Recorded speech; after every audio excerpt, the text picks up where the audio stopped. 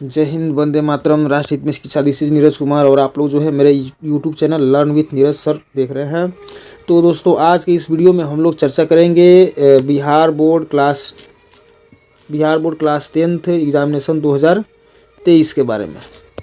ठीक है, 2023 के एग्जामिनेशन में किस प्रकार के प्रश्न जो है हम लोगों से पूछे जाएंगे संस्कृत विषय को लेकर के, जो कुछ दिन बाद परीक्षा होने वाली है, तो उससे लेकर के आज हम लोग जो है अपने इस वीडियो में चर्चा करेंगे। इससे पहले मैंने संस्कृत ग्रामर का एक वीडियो बनाया है, जिसमें संस्कृत ग्रामर से जिस प्रकार से प्रश्न पूछे जाते हैं उन सारे प्रश्नों का संग्रह लगभग, उस वीडियो में मैंने 200 प्रश्नों के बारे में चर्चा किया है। इस वीडियो के डिस्क्रिप्शन बॉक्स में उसके लिंक को डाल दूंगा, आप लोग उसको देख सकते हैं। तो आज जो है ग्रामर को लेकर के नहीं, बल्कि आज हम लोग संस्कृत बुक को लेकर के ऑब्जेक्टिव क्वेश्चन को चलेंगे। तो यहाँ पे आप लोग देख सकते हैं कि संस्कृत कक्षा 10 मंगलम क्लास 10th संस्कृत। ठीक है, तो देखिए जो भी हम लोग यहाँ पे चर्चा करेंगे तो ऑब्जेक्टिव क्वेश्चन होगा, और चैप्टर वाइज जो है हम लोग चर्चा करेंगे। जो ऑब्जेक्टिव क्वेश्चन बार बार एग्जामिनेशन में पूछे जाते हैं, वैसे प्रश्नों को लेकर के आज हम लोग इस वीडियो में चले हैं। तो अब हम लोग जो है वीडियो को शुरुआत करने से पहले मैं आप लोगों से कहना चाहता हूं कि दोस्तों, अगर आप जो फर्स्ट टाइम मेरे इस यूट्यूब चैनल को विजिट कर रहे हैं, तो इस तरह के बहुत सारे वीडियो मैंने अपने इस यूट्यूब चैनल में डाला हुआ है, आप लोग उसको देख सकते हैं तथा अपने नॉलेज को बढ़ा सकते हैं या फिर अपने एग्जामिनेशन में अच्छे से अच्छे स्कोर कर सकते हैं। तो आज की इस वीडियो में हम लोग चर्चा करेंगे class 10th Bihar board examination 2023 के संस्कृत विषय के बारे में, जो महत्वपूर्ण ऑब्जेक्टिव क्वेश्चन होंगे। तो इस वीडियो में जो है हम लोग लगभग 200 प्लस प्रश्नों के बारे में चर्चा करेंगे। तो वीडियो थोड़ा सा लंबा होने वाला है, इसलिए वीडियो में ज़्यादा समय न लेते हुए हम डायरेक्ट चलते हैं प्रश्न पे। तो आज की इस वीडियो का ये पहला प्रश्न है। पहला प्रश्न आप लोग देख रहे हैं कि उपनिषद के रचनाकार कौन है। ठीक है, पहला क्वेश्चन मंगलम पाठ से जो है इसमें कह रहा है कि उपनिषद के रचनाकार कौन है। तो उपनिषद के रचनाकार माना जाता है महर्षि वेद व्यास को, यानी कि इस प्रश्न का जो आंसर हो जाएगा ऑप्शन नंबर सी हो जाएगा। महर्षि वेद व्यास जो है वो उपनिषद के रचनाकार कहलाते हैं। अब हम चलते हैं अगले क्वेश्चन पे। अगला क्वेश्चन कह रहा है कि मंगलम पाठ के रचनाकार कौन है। ठीक है, तो मंगलम पाठ जो है इसके रचनाकार कौन है। तो मंगलम पाठ जो है इसके रचनाकार कौन है, तो इसके रचनाकार है महर्षि वेद व्यास, यानी कि महर्षि वेद व्यास ने मंगलम पाठ की रचना की है। फिर चलते हैं अगले क्वेश्चन पे। अगला क्वेश्चन प्रश्न संख्या 3। इसमें देखिए मंगलम पाठ में कितने मंत्र संकलित है, यानी कि मंगलम पाठ में अगर मंत्रों की बात की जाए तो इसमें कितने मंत्र जो है लिखे गए हैं, संकलित है। तो इस प्रश्न का भी आंसर हो जाएगा ऑप्शन नंबर सी, यानी कि मंगलम पाठ में जो है 5 मंत्र संकलित है। अब आते हैं अगले क्वेश्चन पे। अगला क्वेश्चन नंबर 4 बोला कि अणु से छोटा कौन होता है, यानी कि अणु से भी छोटा कौन होता है। तो अणु से भी छोटा होता है आत्मा। सो इस प्रश्न का जो आंसर हो जाएगा ऑप्शन नंबर बी हो जाएगा, यानी कि आत्मा जो होता है उसको अणु से भी छोटा माना जाता है। नेक्स्ट अगला क्वेश्चन कह रहा है कि किसकी जय होती है। ठीक है, किसकी जय होती है, यानी कि मंगलम पाठ में किसकी जय की बात की गई है। तो देखिए सत्य की हमेशा जय या विजय होती है, सत्य हमेशा जीतता है। सो इस प्रश्न का आंसर हो जाएगा सत्य की जय होती है। ऑप्शन नंबर ए हमारा सही आंसर चला जाएगा। अगला आगे देखिए, बोला कि बहती नदी कहाँ मिलती है, यानी जितनी भी नदियाँ बहती है बह करके वो लास्ट में अंततः बहती नदियाँ कहाँ मिलती है। तो बहती नदियाँ जो होती है, सिंपल सा सवाल, समुद्र में जा करके मिलती है। जो इस प्रश्न का आंसर हो जाएगा ऑप्शन नंबर सी। आगे अगला क्वेश्चन कि जंतु के हृदय रूपी गुफा में क्या स्थित होता है, यानी कि जंतु के जो हृदय रूपी गुफा होता है उसमें क्या स्थित होता है। तो जंतु के हृदय रूपी गुफा में जो होता है वो तत्व स्थित होता है। सो इस प्रश्न का आंसर हो जाएगा ऑप्शन नंबर ए तत्व। अगला क्वेश्चन,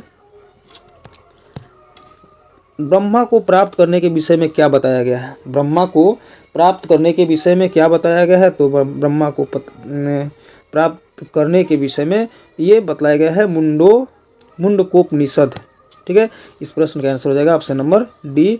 अगला क्वेश्चन कह रहा है कि देवलोक का मार्ग किससे प्राप्त होता है। अगर देवलोक का मार्ग प्राप्त करना है तो असत्य, क्रोध और मोह से नहीं प्राप्त हो सकता है, बल्कि देवलोक का जो मार्ग होता है वो सत्य से प्राप्त होता है। सो इस प्रश्न का आंसर जो हो जाएगा ऑप्शन नंबर ए के साथ चला जाएगा।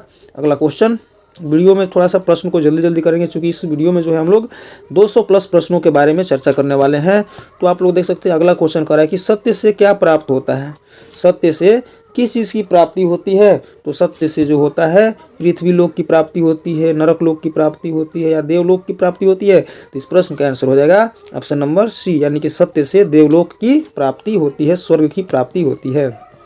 अगला क्वेश्चन अगला क्वेश्चन कह रहा है कि मृत्यु को वश में कौन कर लेते हैं, मृत्यु को वश में कौन कर लेते हैं, तो मृत्यु को जो विद्वान होते हैं वो उसको अपने वश में कर लेते हैं। सो इस प्रश्न का आंसर जो हो जाएगा ऑप्शन नंबर सी हो जाएगा, यानी कि विद्वान जो होते हैं मृत्यु को अपने वश में कर लेते हैं। अगला क्वेश्चन, किसकी जय नहीं होती है, ठीक है, यहाँ पे बोल रहा है कि किसकी जय नहीं होती है, तो सत्य की जय होती है, किसकी जय नहीं होती है। यहाँ पे इस प्रश्न को ध्यानपूर्वक देखेंगे, ऑप्शन नंबर इस प्रश्न का जो होगा आंसर ऑप्शन नंबर बी हो जाएगा। किसकी जय नहीं होती है, तो इस प्रश्न का आंसर हो जाएगा ऑप्शन नंबर बी, असत्य की कभी भी जय नहीं होती है। अगला क्वेश्चन, अगला बोल रहा है कि उपनिषद में किस महिमा का वर्णन किया गया है। देखिए उपनिषद में जो है परम पुरुष की महिमा का वर्णन किया गया है। सो इस प्रश्न का जो आंसर हो जाएगा ऑप्शन नंबर डी हो जाएगा। अगला क्वेश्चन, बहुत बढ़िया क्वेश्चन, बोल रहा है कि उपनिषदों की संख्या कितनी है, उपनिषदों की संख्या कितनी है, तो इस प्रश्न का आंसर हो जाएगा ऑप्शन नंबर सी, यानी कि उपनिषदों की संख्या जो है वो 105 है।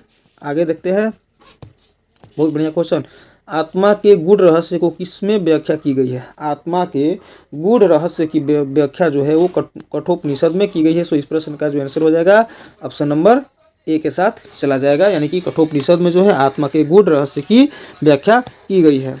अगला देखिए कि परमात्मा की महिमा का वर्णन किसमें किया गया है, परमात्मा की महिमा का वर्णन किसमें किया गया है, तो इस प्रश्न का आंसर हो जाएगा ऑप्शन नंबर बी, यानी कि ईशावास्योपनिषद में जो है परमात्मा की महिमा का वर्णन किया गया है।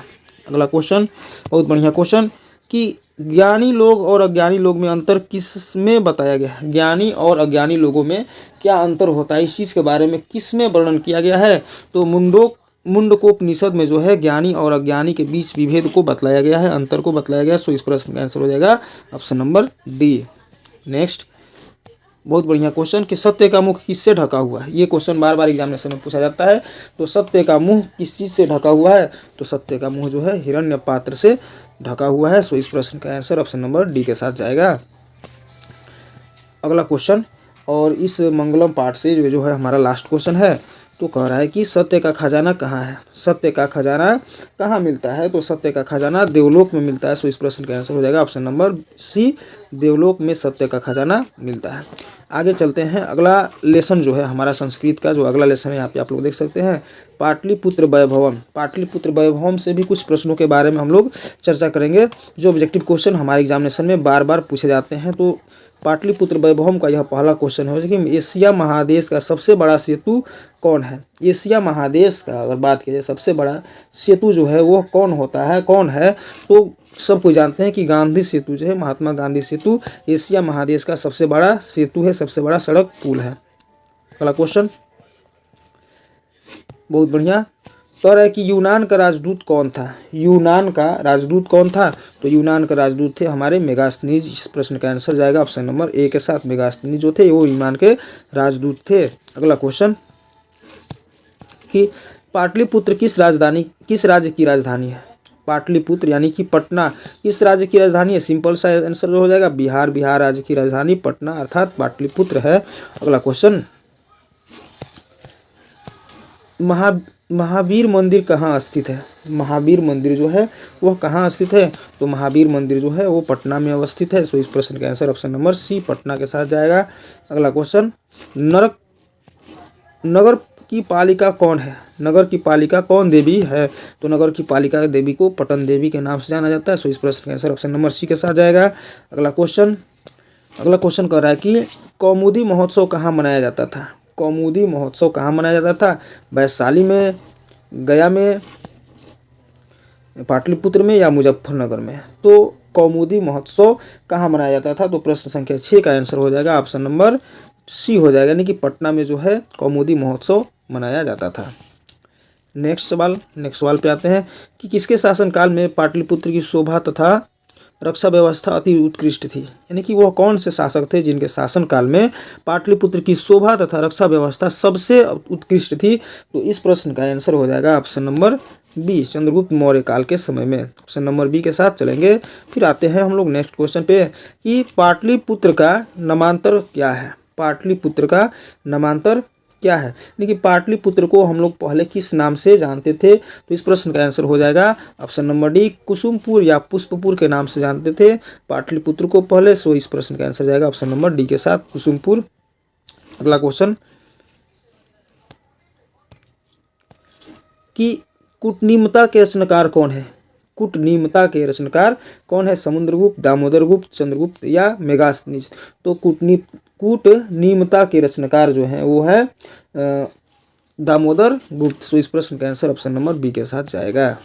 अगला क्वेश्चन, चंद्रगुप्त किस वंश के संस्थापक थे, तो चंद्रगुप्त मौर्य किस वंश के संस्थापक थे, तो वो मौर्य वंश के संस्थापक थे। सो इस प्रश्न का आंसर ऑप्शन नंबर ए के साथ जाएगा, यानी कि चंद्रगुप्त मौर्य जो थे मौर्य वंश के संस्थापक थे। अगला क्वेश्चन, सिखों के 10वें गुरु कौन थे, सिखों के 10वें गुरु कौन थे, तो सिखों के 10वें और अंतिम गुरु जो थे वो गुरु गोविंद सिंह थे।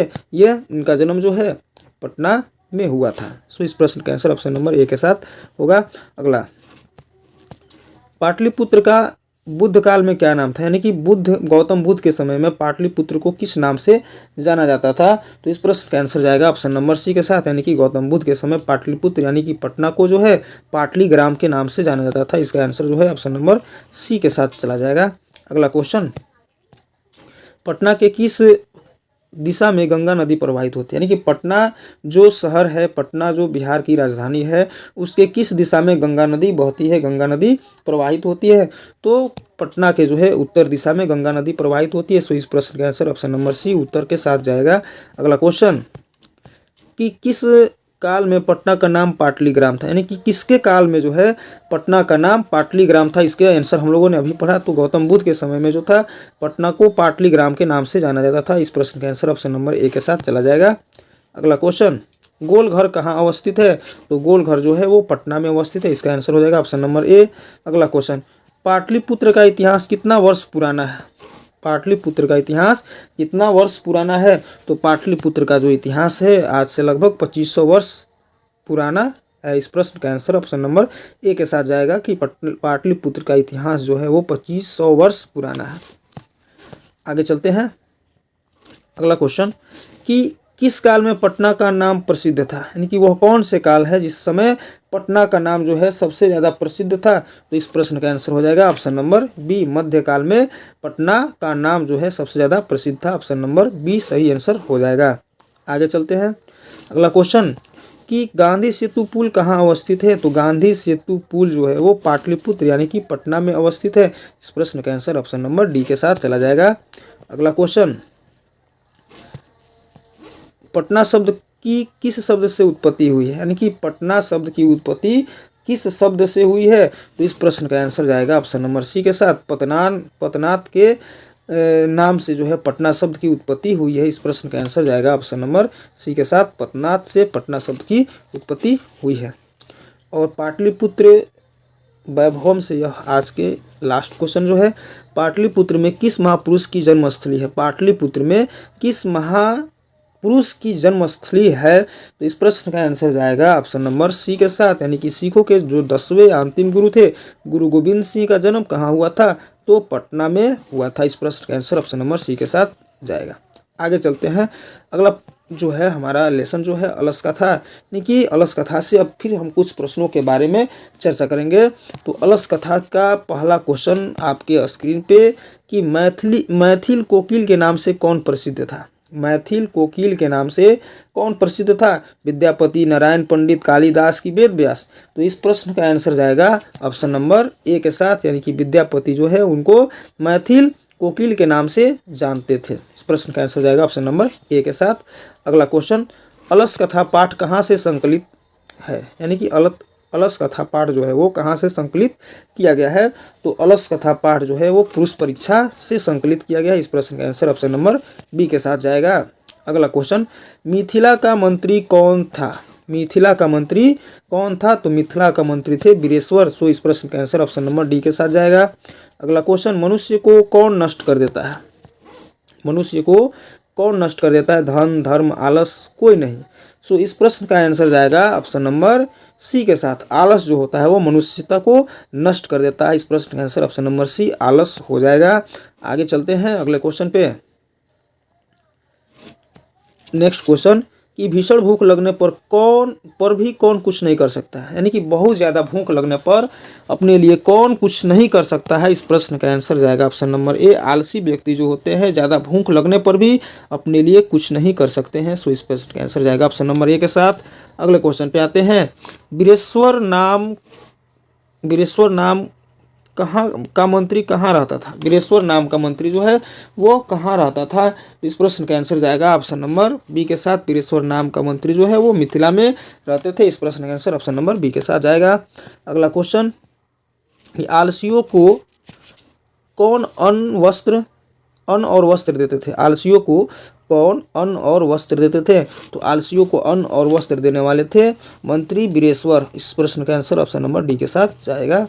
अगला क्वेश्चन, आलसी पुरुष कितने थे? ठीक है, यहाँ पे अलस कथा में कितने आलसी पुरुषों के बारे में वर्णन किया गया है? तो इस प्रश्न का आंसर जाएगा ऑप्शन नंबर डी के साथ कि आलसी पुरुष कितने थे? तो आलसी पुरुषों की संख्या 4 थी। अगला क्वेश्चन, कि अलस कथा पाठ में किस दोष का वर्णन किया गया है? अलस कथा पाठ में किस दोष का वर्णन किया गया है? तो अलस कथा पाठ में जो है आलस जैसे दोष का वर्णन किया गया। इस प्रश्न का आंसर ऑप्शन नंबर सी के साथ जाएगा। अगला क्वेश्चन, मैथिल कवि कौन था? मैथिल कवि कौन था? तो मैथिल कवि विद्यापति थे। इस प्रश्न का आंसर ऑप्शन नंबर सी के साथ जाएगा। अगला क्वेश्चन, अलस कथा किस प्रकार की कथा है? अलस कथा किस प्रकार की कथा है? तो प्रश्न संख्या 11 का आंसर हो जाएगा ऑप्शन नंबर ए, अलस कथा जो है वह एक व्यंग्यात्मक कथा है। प्रश्न का आंसर जाएगा ऑप्शन नंबर ए के साथ। अगला क्वेश्चन, अलस कथा पाठ के लेखक कौन है? अलस कथा पाठ के लेखक कौन है? तो अलस कथा पाठ के लेखक हैं विद्यापति। इस प्रश्न का आंसर ऑप्शन नंबर ए के साथ जाएगा। अगला क्वेश्चन, अलसशाला में आग क्यों लगाई गई? अलसशाला जो था जिसपे आलसियों को रखा गया था उस पर आग क्यों लगाई गई थी?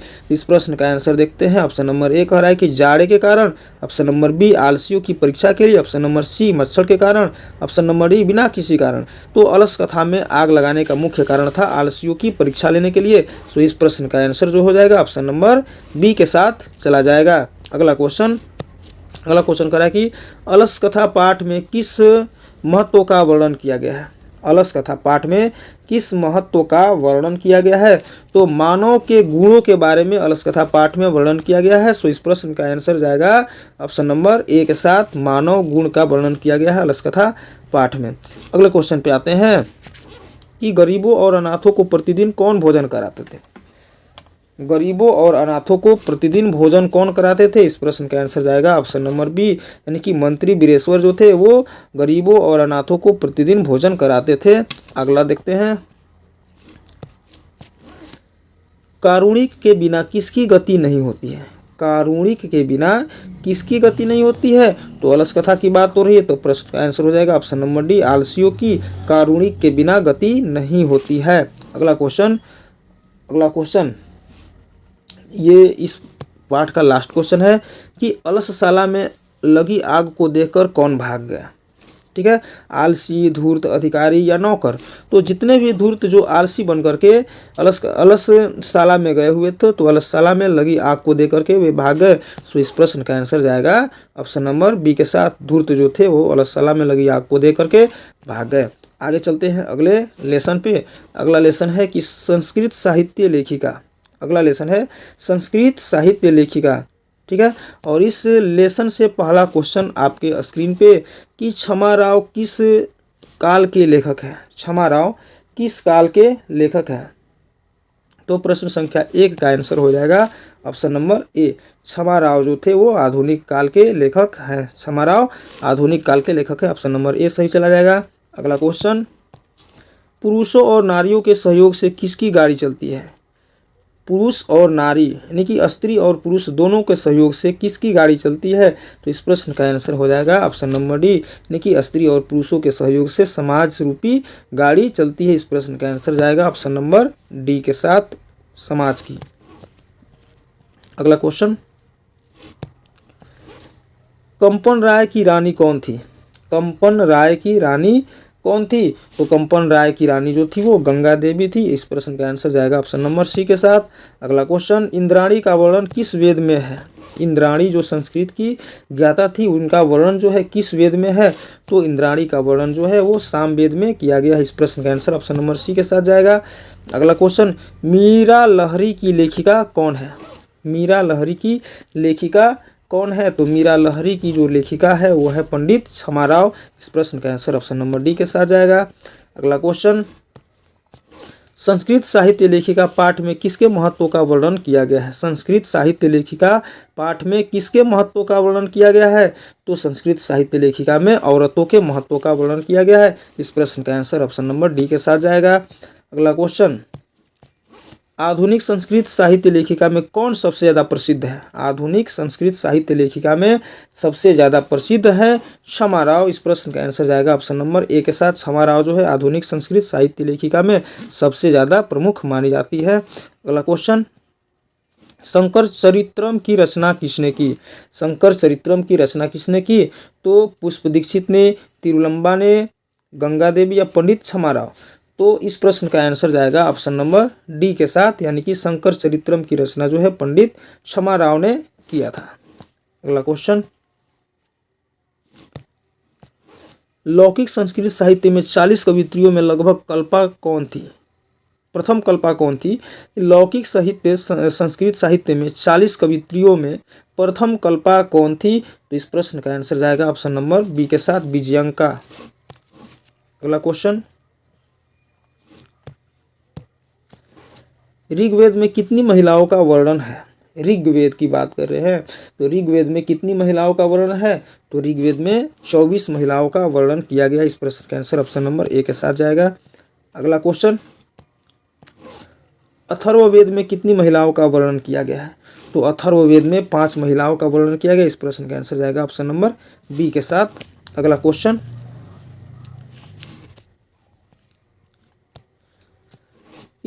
अच्युत राय की रानी कौन थी? अच्युत राय की रानी कौन थी? तो अच्युत राय की रानी जो थी वो तिरुमलंबा थी। इस प्रश्न का आंसर जाएगा ऑप्शन नंबर डी के साथ। अगला क्वेश्चन, किस युग में मंत्री को दर्शिका ने केवल ऋषि बल्कि ऋषिका भी थी? किस युग में मंत्रों की दर्शिका न केवल ऋषि बल्कि ऋषिका भी थी? तो वह युग कौन सा था? तो प्रश्न संख्या 13 का जो आंसर हो जाएगा ऑप्शन नंबर सी हो जाएगा, यानी कि वैदिक युग में मंत्रों की दर्शिका न केवल ऋषि बल्कि ऋषिका, यानी कि न केवल पुरुष थे बल्कि स्त्रियां भी थी। इस प्रश्न का आंसर जाएगा ऑप्शन नंबर सी के साथ, वैदिक युग में। अगला क्वेश्चन, याज्ञवल्क्य ने अपनी पत्नी को क्या शिक्षा दी थी? तो याज्ञवल्क्य ने अपनी पत्नी को किस चीज़ की शिक्षा दी थी? तो आत्मतत्व की शिक्षा दी थी। इस प्रश्न का आंसर जाएगा ऑप्शन नंबर डी के साथ। अगला क्वेश्चन, मधुरा विजयम महाकाव्य की रचना किसने की थी? मधुरा विजयम महाकाव्य की रचना किसने की थी? इस प्रश्न का आंसर जाएगा ऑप्शन नंबर सी के साथ, गंगा देवी ने मधुरा विजयम महाकाव्य की रचना की थी। ऑप्शन नंबर सी सही हो जाएगा। अगला क्वेश्चन, वरदंबिका परिणय महाकाव्य की रचना किसने की थी? वरदंबिका परिणय महाकाव्य की रचना किसने की थी? तो इस प्रश्न का आंसर जाएगा ऑप्शन नंबर बी के साथ, यानी कि तिरुमलंबा ने वरदंबिका परिणय महाकाव्य की रचना की थी। ऑप्शन नंबर बी सही जाएगा। और इस लेसन का यह लास्ट क्वेश्चन को देखते हैं। कह रहा है कि जनक की सभा में शास्त्रार्थ कुशली कौन विदुषी रहती थी? जनक की सभा में शास्त्रार्थ कुशली कौन विदुषी रहती थी? इस प्रश्न का आंसर जाएगा ऑप्शन नंबर बी के साथ, यानी कि गार्गी जो है वो जनक की सभा में शास्त्रार्थ कुशली विदुषी रहती थी, शास्त्रों में सकुशल थी। आगे देखते हैं अगला लेसन हमारा आएगा भारत महिमा से। भारत महिमा से कुछ प्रश्नों के बारे में हम लोग फिर से चर्चा करते हैं। तो इस लेसन का यह पहला क्वेश्चन आप लोग देख सकते हैं, यहाँ पे दिया हुआ है कि पुराण के रचनाकार कौन है? पुराण के रचनाकार कौन है, यानी कि पुराण किसने लिखा है? तो पुराण के रचनाकार जो है महर्षि वेदव्यास थे। तो इस प्रश्न का आंसर जाएगा ऑप्शन नंबर सी के साथ, महर्षि वेदव्यास जो है इन्होंने पुराण की रचना किया था। अगला क्वेश्चन, किसकी महिमा सर्वत्र गाई जाती है? तो सब कोई जानते हैं कि भारत की जो है महिमा सर्वत्र गाई जाती है। इस प्रश्न का आंसर ऑप्शन नंबर बी होगा। अगला क्वेश्चन, कि इस देश का गुणगान देवता लोग करते हैं, यानी कि वह कौन सा देश है जिस देश का गुणगान देवता भी करते हैं। इस प्रश्न का आंसर जाएगा ऑप्शन नंबर बी के साथ, भारत एक ऐसा देश है जिनका गुणगान देवता लोग भी करते हैं। अगला क्वेश्चन, इस देश में देवता लोग बार बार जन्म लेते हैं, यानी कि वह कौन सा देश है जहाँ देवता लोग जो है कृष्ण बन करके, राम बन करके बार बार जन्म लेते हैं। सो इस प्रश्न का आंसर भी जाएगा ऑप्शन नंबर बी के साथ, यानी कि भारत एक ऐसा देश है जहाँ देवता लोग जो है बार बार जन्म लेते हैं। अगला क्वेश्चन, कौन गीत गाते हैं, यानी कि गीत कौन गाता है। तो प्रश्न संख्या 5 का जो आंसर हो जाएगा ऑप्शन नंबर ए, जो देवता गण होते हैं वो गीत गाते हैं। इस प्रश्न का आंसर जाएगा ऑप्शन नंबर ए के साथ। अगला क्वेश्चन, भारत की शोभा की कौन प्रशंसा करते हैं। भारत की शोभा की प्रशंसा कौन करते हैं। तो भारत की शोभा की प्रशंसा देवगण करते हैं, यानी कि देवता लोग करते हैं। इस प्रश्न का आंसर ऑप्शन नंबर ए के साथ जाएगा। अगला क्वेश्चन कह रहा है कि भारत की महिमा कहाँ गाई जाती है। भारत की महिमा जो है यहाँ गाई जाती है, वहाँ गाई जाती है, पटना में गाई जाती है, अर्थात कहा जाए तो इस प्रश्न का आंसर हो जाएगा ऑप्शन नंबर डी, यानी कि भारत की महिमा जो है वो सर्वत्र सभी जगह गाई जाती है। नेक्स्ट, भारत भूमि किससे सेवित है। तो भारत भूमि जो है वो सागर से, पर्वत से, झरना से, अर्थात उपर्युक्त सभी से सेवित है। भारत भूमि जो है उपर्युक्त सभी से सेवित है। नेक्स्ट, जगत का गौरव कौन है। संपूर्ण जगत का, संपूर्ण पृथ्वी का गौरव किसे कहा जाता है। तो संपूर्ण पृथ्वी का गौरव भारत देश को कहा जाता है। इस प्रश्न का आंसर ऑप्शन नंबर बी के साथ जाएगा। नेक्स्ट, भारत महिमा पाठ का प्रथम पद या श्लोक कहाँ से संकलित है। देखिए, भारत महिमा पाठ में जो प्रथम पद या श्लोक जो लिया गया है वह कहाँ से संकलित है। तो इस प्रश्न का आंसर जाएगा ऑप्शन नंबर ए के साथ। विष्णु पुराण से जो भारत महिमा में प्रथम श्लोक लिखा गया है वो विष्णु पुराण से संकलित है, लिया गया है। इस प्रश्न का आंसर ऑप्शन नंबर ए के साथ जाएगा।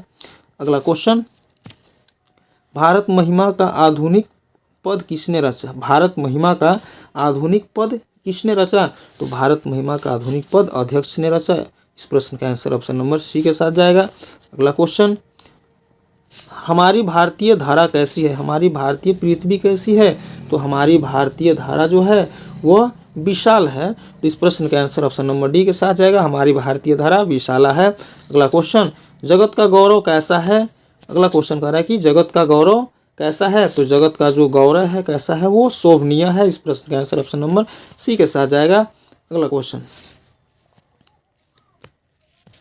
कि जाति धर्म के भेद से युक्त लोग भारत में क्या वहन करते हुए रहते हैं। यानी कि जाति धर्म के भेद से युक्त, भेद से जुड़े हुए लोग भारत में क्या वहन करते रहते हैं।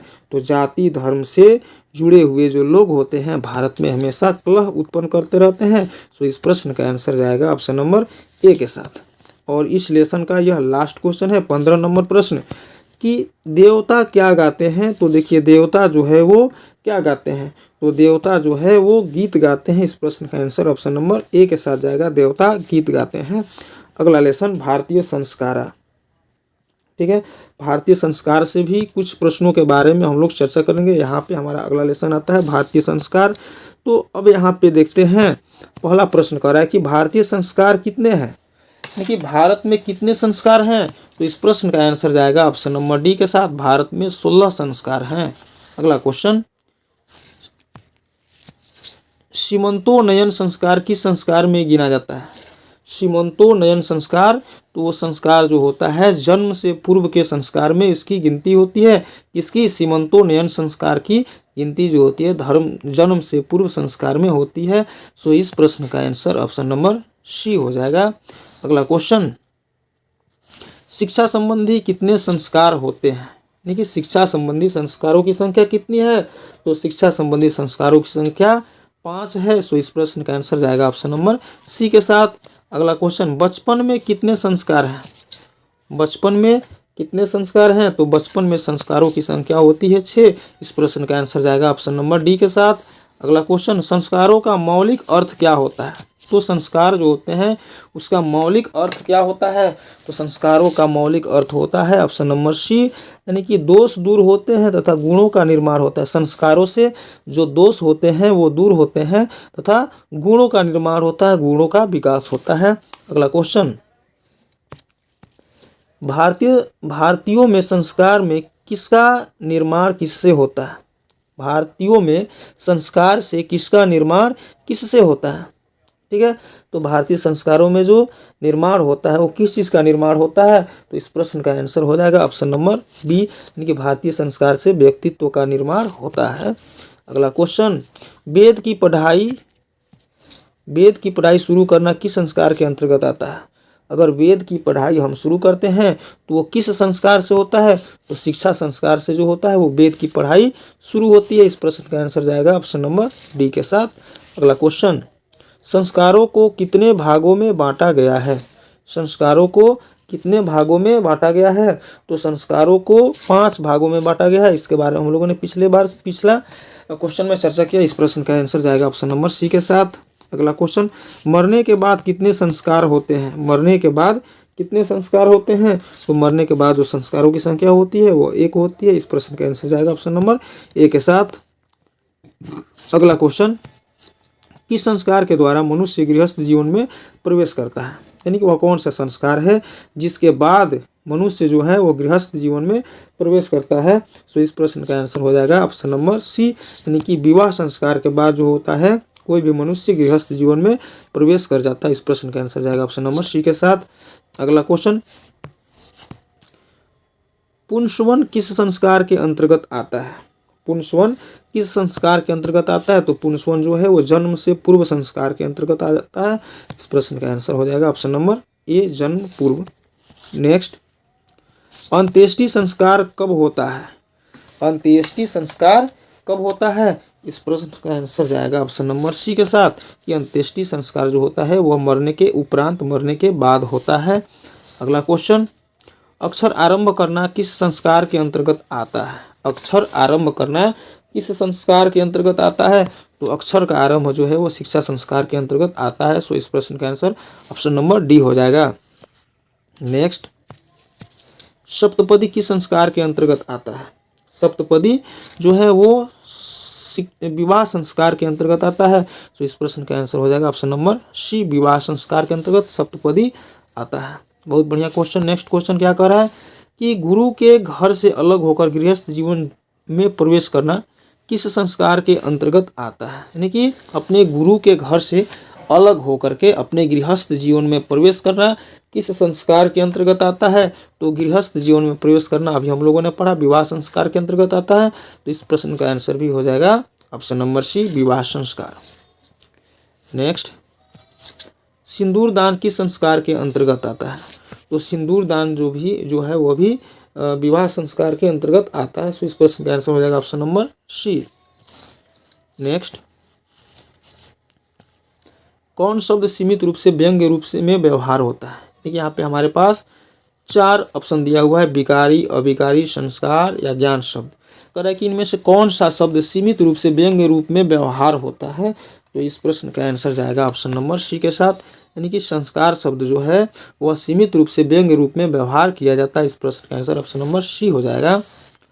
नेक्स्ट, कि गर्भ धारण करना किस संस्कार के अंतर्गत आता है? गर्भ का धारण करना किस संस्कार के अंतर्गत आता है? तो गर्भ का धारण करना जन्म से पूर्व संस्कार के अंतर्गत आता है। इस प्रश्न का आंसर ऑप्शन नंबर ए के साथ चला जाएगा। नेक्स्ट, जन्म से पहले कितने संस्कार होते हैं? अभी हम लोगों ने इसके बारे में भी चर्चा किया। तो जन्म से पहले संस्कारों की संख्या होती है 3। इस प्रश्न का answer option number B. Next सवाल, गृहस्थ के कितने संस्कार होते हैं? तो गृहस्थ के कितने संस्कार होते हैं? तो गृहस्थ का जो संस्कार होता है वो होता है 1। गृहस्थ के संस्कार होते हैं 1, ऑप्शन नंबर ए। नेक्स्ट, नामकरण किस संस्कार के अंतर्गत आता है? बच्चे का नामकरण किस संस्कार के अंतर्गत आता है? तो जब कोई बच्चा जन्म लेता है तो जन्म लेने के बाद जो होता है वो शैशवावस्था में जब वो पहुंचता है तब उसका नामकरण होता है। तो इस प्रश्न का आंसर जाएगा ऑप्शन नंबर सी के साथ, शैशव संस्कार के अंतर्गत नामकरण आता है। नेक्स्ट, और इस लेसन का यह लास्ट क्वेश्चन है कि भारतीय संस्कृति का परिचय किसमें मिलता है? भारतीय संस्कृति का परिचय जो होता है भारतीयों के संस्कार में मिलता है। सो इस प्रश्न का आंसर हो जाएगा ऑप्शन नंबर सी, संस्कारों से भारतीय संस्कृति का परिचय मिलता है। तो अभी हम लोगों ने 6 पाठ जो संस्कृत के हैं इसके बारे में हम लोगों ने चर्चा किया। तो आगे जो है हम लोग चर्चा करेंगे नीति श्लोक पाठ से कुछ प्रश्नों के बारे में। ठीक है, वीडियो थोड़ा सा लंबा हो रहा है इसलिए हम लोग जो है आज इस वीडियो में इतने ही पाठ के बारे में चर्चा करेंगे। फिर हम अगले वीडियो में अगले जो भी पाठ बचे हुए उनके बारे में चर्चा करेंगे। तो अब हम देखते हैं इस पाठ से, नीति श्लोक का पाठ से आज का हमारा पहला क्वेश्चन है कि नीति श्लोक के रचनाकार कौन है। तो नीति श्लोक के रचनाकार महात्मा विदुर, महात्मा वाल्मीकि, महर्षि वेद व्यास या कालिदास। तो नीति श्लोक पाठ के जो रचनाकार हैं वो है महात्मा विदुर। ठीक है, तो इस प्रश्न का आंसर जाएगा ऑप्शन नंबर ए के साथ। महात्मा विदुर जो है वो नीति श्लोक पाठ के रचनाकार हैं। ऑप्शन नंबर ए सही होगा। अगला, विदुर नीति से संकलित पाठ का नाम क्या है। तो नीति श्लोक किसने लिखा है, तो विदुर ने लिखा। और विदुर नीति से संकलित कौन सा पाठ है, तो इस प्रश्न का आंसर हो जाएगा ऑप्शन नंबर ए। नीति श्लोक जो है विदुर नीति से संकलित पाठ का नाम नीति श्लोक हो जाएगा। Option number A. आगे, प्रश्नोत्तर रूप में कौन ग्रंथ है। प्रश्नोत्तर रूप में कौन सा ग्रंथ है, तो प्रश्नोत्तर के रूप में जो है वो ग्रंथ है कौन सा है, विदुर नीति, जिसमें नीति श्लोका के बारे में वर्णन किया गया है। अगला क्वेश्चन, किसके प्रश्न का उत्तर विदुर देते हैं। तो विदुर जो है नीति श्लोका पाठ में किन के प्रश्नों का उत्तर देते हैं, तो इस प्रश्न का आंसर हो जाएगा ऑप्शन नंबर डी, यानी कि धृतराष्ट्र के पूछे गए सवालों का जवाब विदुर अपने नीति श्लोक पाठ में दिए हुए हैं। नेक्स्ट, नरक के कितने द्वार होते हैं, ये बढ़िया क्वेश्चन। नरक के कितने द्वार होते हैं, तो नरक के द्वारों की संख्या होती है 3। इस प्रश्न का आंसर जाएगा ऑप्शन नंबर सी के साथ। अगला क्वेश्चन, क्षमा किसकी हत्या करता है। किसी की क्षमा कर देने से किसकी हत्या हो जाती है, तो किसी की क्षमा कर देने से क्रोध की हत्या हो जाती है। इस प्रश्न का आंसर जाएगा ऑप्शन नंबर डी के साथ।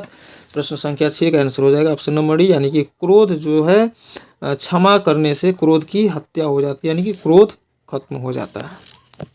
नेक्स्ट, कौन सर्वश्रेष्ठ धन होता है। यहाँ पे देख सकते हैं सर्वश्रेष्ठ धन किसे माना जाता है, तो धर्म को, अर्थ को, काम को या क्रोध को। तो सबसे सर्वश्रेष्ठ धन जो होता है वो माना जाता है किसको, धर्म को। इस प्रश्न का आंसर जाएगा ऑप्शन नंबर ए के साथ। अगला क्वेश्चन, किससे सुख की प्राप्ति होती है, धर्म से, अहिंसा, काम या क्रोध से। तो सुख की प्राप्ति किससे होती है, तो सुख की प्राप्ति जो होती है वो होती है धर्म से। इस प्रश्न का आंसर जाएगा ऑप्शन नंबर ए के साथ, धर्म से सुख की प्राप्ति होती है। अगला क्वेश्चन,